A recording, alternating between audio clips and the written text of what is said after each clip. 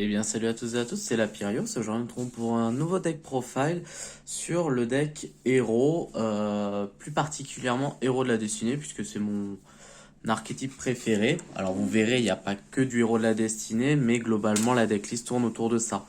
Avant tout, je tiens à vous remercier. J'ai vu les statistiques de la vidéo sur le deck profile PK. Je vois que ça vous a énormément plu.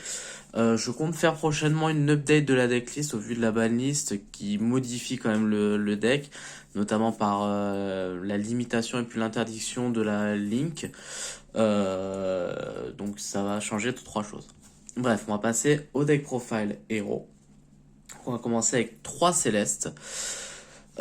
Céleste, c'est assez pratique en tant que héros de la destinée. Pourquoi? Alors, bon, s'il attaque, on peut péter une carte magie face recto contre par l'adversaire. Ça peut être cool, suivant la situation. Vous avez enfin la possibilité d'attaquer s'il y a une mine mystique en face. Ça peut être cool si la mine mystique est posée sur le terrain adverse. Le principal intérêt pour moi de Céleste, c'est si vous n'avez plus de cartes en main, et comme c'est un deck héros, ça vous arrive assez souvent quand même, vous pouvez le bannir, lui et un monstre héros de la destinée depuis nos cimetières, et on pioche 2 cartes. Vous pouvez utiliser bien sûr cet effet qu'une fois par tour. Ensuite, on va avoir 2 malveillants. Malheureusement, il est semi-limité, hein, sinon on l'aurait à 3 obligatoirement. Pour ceux qui ne connaissent pas, on peut le bannir depuis le cimetière et invoquer spécialement une copie de lui depuis le deck. Ensuite, on a 2 Perce Ténèbres. Donc si cette carte invoquée normalement ou spécialement, on peut invoquer spécialement un monstre héros de la destinée depuis notre main avec une attaque inférieure ou égale à cette carte sur le terrain. Bon, globalement, ça va. Tous les héros de la destinée passent sous cette condition. On peut utiliser qu'une fois par tour cet effet, et si attaque un monstre en mode défense, ça inflige des dommages perçants. On va avoir Plasma et Dogma x1. Je vous expliquerai après pourquoi. Globalement, ils vont pas vraiment servir à être invoqués normaux spécialement, donc sur ça, vous en préoccupez pas pour l'instant. On va avoir un décideur. Donc le décideur, il a un effet qu'une fois par duel. C'est pour ça que je le mets que x1. Donc si cette carte est invoquée normalement ou spécialement, on peut ajouter un monstre héros depuis le cimetière à notre main, durant la phase seulement. Et sinon, ce deuxième effet, lorsqu'une carte inflige des dégâts par effet, tant qu'il est dans le cimetière, effet rapide, on peut le renvoyer à notre main et du coup on annule les effets de ces dégâts. Donc ça c'est pour la partie héros de la destinée. Donc on va passer à la partie héros élémentaire. On va avoir 3 Herman pour le tuto d'un monstre héros du deck à la main. 2 Brume de l'ombre, héros élémentaire. Donc pour ceux qui ne la connaissent pas, si cette carte est invoquée spécialement, on peut ajouter une magie jeu rapide change depuis notre deck à notre main. Et si elle est envoyée au cimetière, on peut ajouter un monstre héros depuis notre deck à notre main. On peut utiliser qu'un effet de brume par tour. On va avoir un solide, parce que malheureusement j'en ai qu'un. Lorsque cette carte est invoquée normalement, on peut invoquer spécialement monstre héros de maximum 4 depuis notre main. Cette carte est envoyée depuis la zone monstre au cimetière par un effet de magie. On peut cibler un monstre héros lui-même exclu dans nos cimetières et on l'invoque spécialement en mode défense. Donc c'est pas mal, on fait une polyme dessus. Comme il a été envoyé par une carte magie, on va pouvoir invoquer derrière pour potentiellement nous donner accès à des links ou des Xyz. Un Néos de loyauté, héros élémentaire. Donc effet rapide, on peut la défausser si il a un monstre héros sur le terrain. Jusqu'à la fin de ce tour, il gagne 2500 points d'attaque. En autre effet rapide, on peut défausser un monstre héros. Jusqu'à la fin de tour, lui gagne une attaque égale à l'attaque du monstre défaussé. Ça, c'était pour la partie héros élémentaire. On va passer au héros de vision. On a 3 Vions. Vion, quand il est invoqué normalement spécialement, on peut envoyer un monstre héros depuis notre deck au cimetière. Donc généralement on va prendre soit Brume, soit Malveillant. Donc on peut utiliser cet effet qu'une fois par tour. Et une fois par tour également, on peut bannir un monstre héros depuis notre cimetière et ajouter une polymérisation depuis notre deck à notre main. Alors j'ai fait le choix de Vion plutôt que Blazeman. Tout simplement parce que Vion combine les 2 effets de Blazeman, je trouve, et j'ai pas forcément besoin d'avoir une copie de nom. On va avoir un Increase, Héros Vision. Donc Increase il fait quoi? Si on reçoit des dommages de combat ou d'effets, tant qu'il est dans le cimetière, on peut le placer en tant que piège continu sur notre terrain. Durant notre main phase, s'il est en tant que piège sur le terrain, on peut l'invoquer, on peut sacrifier un monstre héros, on l'invoque lui spécialement, et si on l'a fait, on peut invoquer un héros vision de max niveau 4 depuis notre deck. Donc c'est aussi pour ça qu'on joue 3 vions. Et enfin, un gros heureusement, j'ai enfin mes 3 H, donc 3 H. Alors, je sais que le corps du monstre est pas forcément petit.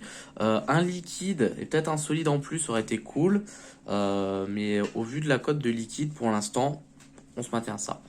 Pour les MP, on va avoir 2 pioches de la destinée. On défausse un héros de la destinée, on pioche 2. Donc si on défausse un malveillant, c'est tout bénef. 3 invitations des ténèbres. Tout simplement parce qu'on a quasiment que des monstres ténèbres en fait dans le deck, ce qui fait que la partie pioche sera plus stable avec elle que la pioche de la destinée. Et du coup elle est aussi plus générique parce qu'elle ne va pas target forcément que des héros de la destinée. On va avoir 2 changements de masque. Bon ça je vous présente pas forcément la carte. 3 polymérisations. Bientôt elle passera à 2 quand j'aurai eu une deuxième fusion de la destinée. Donc fusion de la destinée, qu'est-ce que ça fait? On invoque par fusion un monstre, fusion qui lisse un monstre héros de la destinée comme matériel depuis votre extra deck, en utilisant des monstres depuis notre main ou deck. Donc déjà, à partir du moment où une magie fusion permet de faire depuis le deck, je trouve ça très fort. Mais on le détruit pendant la end phase du prochain tour, donc ça va, en plus il reste sur le terrain. Après on est bloqué sur l'invocation spéciale de monstres ténèbres héros exclus. Donc c'est pas gênant puisque le deck principalement c'est un extra deck composé de héros ténèbres. Et on ne peut activer qu'une fusion de la destinée par tour. Un héros vivant, forcément. Et après on a un renfort de l'armée, je vous le présente pas. Un appelé par la tombe. Et 2 tourbillons jumeaux. Pourquoi 2 tout simplement parce que le deck aime pas forcément les backrows. Et le deck s'en fout un petit peu de défausser, dans le sens qu'il n'y a pas forcément de contre-coup. Céleste va avoir un effet au cimetière, Malveillant va avoir aussi un effet au cimetière. On a Brume de l'ombre, on va avoir les vions qui peuvent s'enclencher. Donc clairement, la contrepartie du défaussé, au final, dans ce deck-là, on la sent pas trop. Donc ça, c'était pour la partie MP. Donc, comme vous pouvez voir, on joue pas de piège. Pour la partie extra deck, on va avoir Dominance, qui sera la principale cible de notre fusion de la destinée. Dominance, qu'est-ce qu'il fait? Donc pour l'invoquer, il faut 3 monstres héros de la destinée. Durant votre main phase, on peut regarder 5 cartes du dessus du deck adverse. Alors soit de notre deck, soit du deck adverse, pardon. Puis on les place au-dessus dans l'ordre qu'on veut. Donc ça va être pas mal parce que ça va nous permettre de soit nous-mêmes savoir ce qu'on va piocher sur les prochains tours, soit de potentiellement ralentir le jeu adverse. Lorsque cette carte détruit un monstre de l'adversaire au combat, on peut piocher une carte. Vu qu'il a 2900 points d'attaque, ça peut facilement se faire quand même. Et si cette carte invoquée par fusion est détruite au combat ou par un effet de carte, on peut cibler 3 monstres héros de la destinée de max niveau 9 de non différents dans votre cimetière et on les invoque spécialement. Ce qui est très fort parce que voilà, ça va faire le café vu qu'avec fusion de la destinée de toute façon il va se péter par un effet de carte, ça va vite se remettre. Ensuite on va avoir un dangereux héros de la destinée, donc il faut un monstre de la destinée plus un monstre à effet ténèbres. Vous pouvez défausser une carte puis envoyer un monstre héros de la destinée puis notre deck, enfin main ou deck au cimetière. Et si on le fait, tous les monstres héros de la destinée qu'on contrôle gagnent 200 points d'attaque pour chaque héros de la destinée dans le cimetière jusqu'à la fin de ce tour. Donc comme c'est un effet rapide en plus, c'est vraiment très intéressant. Alors ensuite il y a une carte que jamais, je n'ai quasiment voire jamais sorti, mais c'est juste j'aime beaucoup cette carte, donc c'est pour ça que j'ajoute du Crestopic héros de la destinée. C'est vrai que de toute façon il est assez compliqué, pourquoi? Parce qu'il faut une fusion héros de la destinée et un monstre héros de la destinée. Par contre son effet est quand même assez fort.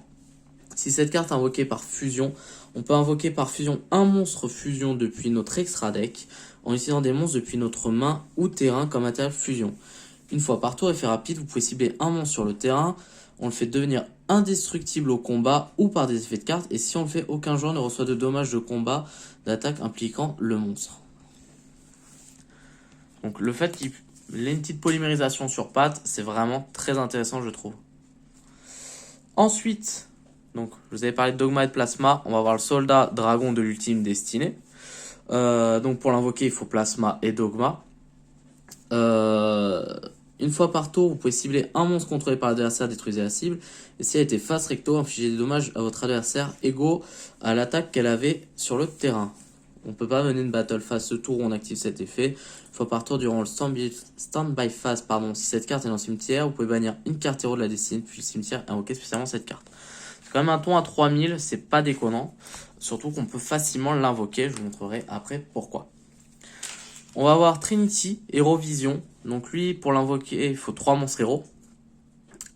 Après que cette carte est invoquée par fusion, l'attaque de cette carte devient le double de son attaque d'origine le reste de sourd. Cette carte invoquée par fusion peut faire une seconde attaque et troisième attaque durant chaque battle phase. Par contre, il ne peut pas attaquer directement. Donc clairement, le tour on va le poser, c'est un monstre à 5000 qui peut attaquer jusqu'à 3 fois chaque monstre. Enfin, 3 fois les monstres. Clairement, c'est vraiment fort si du moins il n'y a pas de contre en face. Ensuite, on va voir 2 lois des ténèbres. Je pense que j'ai pas forcément besoin de vous la présenter. Et un Anki pour le sait-on jamais. Pour la partie Link, on va avoir un dispositifeur de l'enfer héros extra. Pour l'invoquer, donc il faut 2 monstres héros. Si cette carte est invoquée par lien, on peut révéler un monstre fusion héros. Alors, je vous donne dans le mid. Coucou. Et si vous le faites, ajoutez max 2 matériels fusion listés sur la carte de noms différents depuis votre deck à votre main. Vous ne pouvez pas invoquer spécialement de monstres héros exclus. Le tour, vous avez activé cet effet. Vous ne pouvez utiliser cet effet donc une fois par tour. Les monstres démons pointés par cette carte gagnent attaque défense égale à son niveau x100. Pardon, j'ai bugué sur la fin. Donc clairement, ça va être pour vite sortir le soldat dragon de l'ultime destinée, puis en même temps épurer un petit peu le deck. On va avoir ensuite un croiseur de la croix extra. Donc lui c'est un Link 2. Si cette carte est invoquée par lien, on peut cibler un monstre héros de la destinée dans le cimetière. On l'invoque spécialement. On peut sacrifier un monstre héros de la destinée, ajouter un monstre héros de nom différent depuis notre deck à notre main.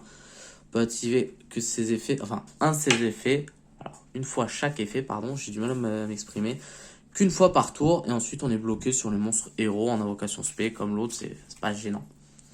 Ensuite on va avoir une Apollousa, un dragon épée Borel, et un dragon charge Borel pour la fin des links. Concernant les ICs, on va en jouer que 2, le résident des abysses et numéro 60, pareil pour essayer d'accélérer le deck en cas de brique. Voilà, j'espère que la decklist héros vous aura plu. Si c'est le cas, n'hésitez pas à mettre un petit pouce bleu et puis à vous abonner. Encore une fois, je tenais vraiment à vous remercier sur les retours que vous avez pu faire, surtout en vue. J'avais pas spécialement eu de commentaires sur la decklist PK et j'espère vraiment que cette decklist là vous plaira tout autant. Sur ce, je vous souhaite une bonne journée et puis je vous dis à la prochaine.